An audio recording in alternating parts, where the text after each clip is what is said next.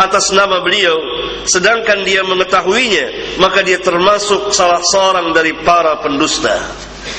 Bahkan zahirnya hadis ini lebih keras lagi, karena beliau sallallahu alaihi wasallam bersabda, barang siapa yang meriwayatkan dariku satu hadis yang ia sangka bahwa hadis tersebut dusta, beliau sallallahu alaihi wasallam tidak mengatakan orang itu telah yakin, yakni semata-mata ragu-ragu, maka telah masuk ke dalam ancaman sabda Nabi yang mulia sallallahu alaihi wasallam. Karena dia tidak memulangkan kepada ahlinya, dia tidak memeriksa dan melihat lagi, dia tidak mengecek lagi, dan dia lalaikan hal yang sangat besar ini.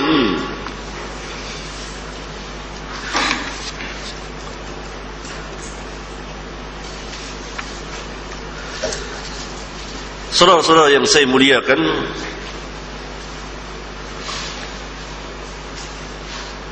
apa yang dimaksud dengan hadis yang palsu tentunya dibicarakan oleh para ulama di kitab-kitab mustalahul hadis. Hadis yang dipalsukan atas nama Nabi sallallahu alaihi wasallam adalah disandarkan orang, ya, hadis yang dibuat-buat. Dibuat-buat, diadakan orang atas nama beliau dengan sengaja.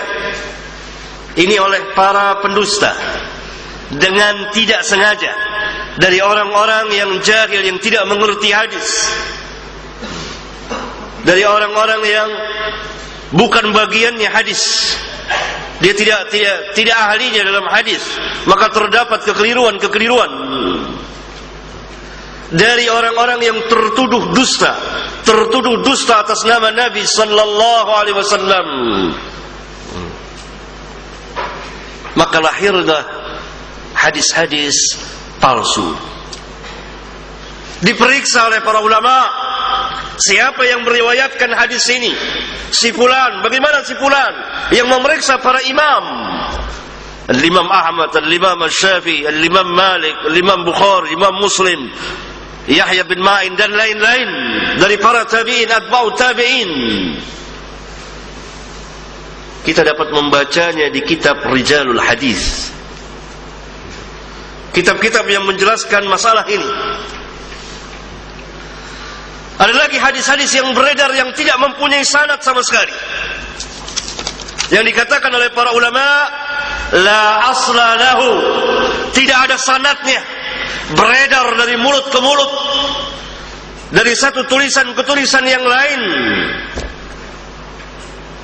dan termaktub di sebagian kitab yang penulisnya bukan ahlinya.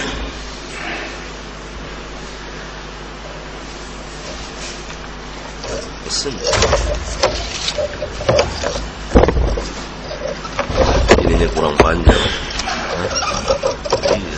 Siapa yang akan datang? Saya akan memberikan contoh ilmiah. Mari kita bahas bersama. Lihat, perhatikan hadis-hadis yang sering beredar khususnya di negeri kita ini. Tapi hadis ini tidak ada asal usulnya, tidak mempunyai sanad sama sekali, sehingga masuk dalam kelompok hadis-hadis palsu, dusta atas nama Nabi yang mulia alaihi salatu wassalam.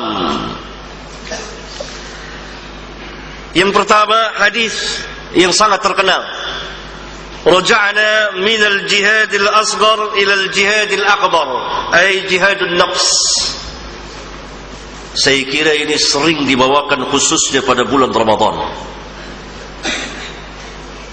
Hadis ini tidak mempunyai asal usulnya. Dibawakan oleh Al-Ghazali, Al-Imam Al-Ghazali di kitab Ihya'nya di dua tempat.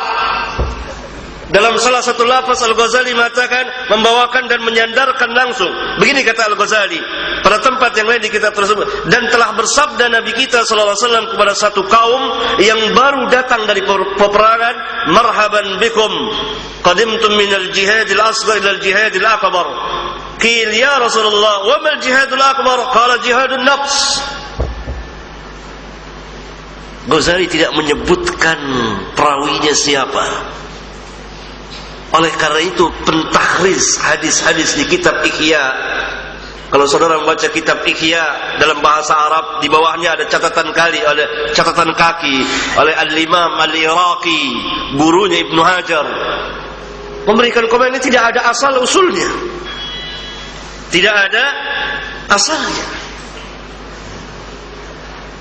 Dan Al-Imam Subki di kitabnya Tabaqat Syafi'iyah Kubra, Al-Imam Subki kita tahu beliau adalah pemuka mazhab Syafi'i,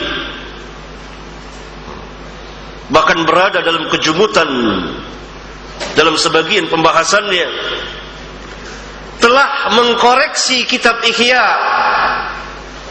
Dan beliau katakan terdapat 900 hadis lebih yang tidak ada asal usulnya di kitab Ihya.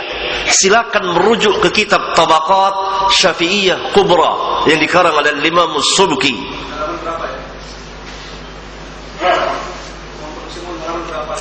Yang di mana? Tabaqat, tinggal cari biografi Al-Ghazali, mudah. Jusnya berbeda tapi sangat mudah untuk mengecek. Setelah ngecek, tahukah saudara kitab Tabaqat Syafi'iyah Kubra? Nah, ini menjelaskan tentang biografi rijal Syafi'iyah.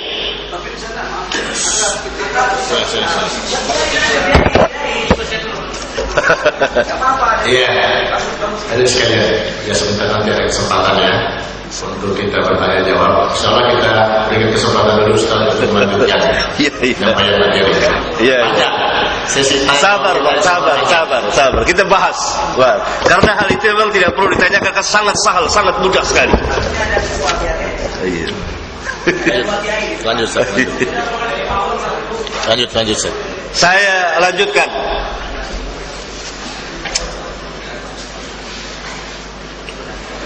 Tetapi Al-Ghazali seorang jujur. Dia mengatakan di kitabnya Qanun Ta'wil.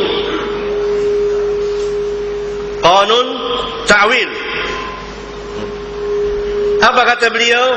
Bidha'ati fi ilmi al-hadis muzjatun. Pemahamanku, bidha'ah, barang dagangan, perbendaharaanku dalam ilmu hadis sangat sedikit sekali. Ini kata-kata beliau langsung, sehingga hadis-hadisnya dinukil, tidak dijadikan pegangan, karena banyak hadis-hadis yang tidak ada asal usulnya bertebaran di kitab Ihya. Salah satunya adalah hadis ini, raja'na minal jihadil asghar, dan seterusnya.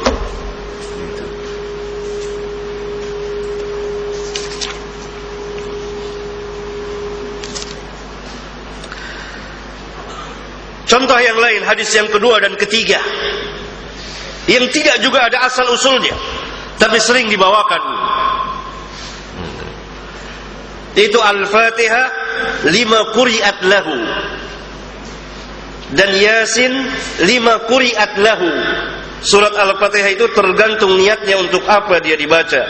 Surat Yasin itu tergantung niatnya untuk apa dia dibaca. Dijelaskan oleh para ulama, di antaranya oleh Al-Imam As-Sakhawi di kitabnya Maqasidul Hasanah, bahwa hadis ini tidak mempunyai asal usul. Al-Imam As-Sakhawi saya kira ma'ruf, kitabnya Maqasidul Hasanah menjelaskan hadis-hadis yang beredar yang sangat masyhur. Sebagiannya sahih, sebagiannya hasan, sebagiannya dhaif, sebagian lagi tidak ada asal usulnya.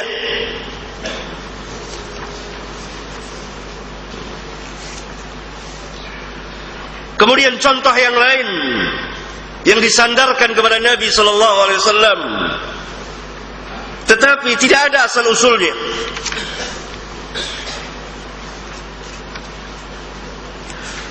Ulama'u ummati ka'anbiya'i Bani Israel. Ulama umatku seperti nabi-nabi dari Bani Israel. Hadis ini tidak mempunyai asal usul, sebagaimana dijelaskan oleh Syekh Muhammad Nasiruddin Albani rahimahullah ta'ala di kitabnya Silsilah Dhaifah.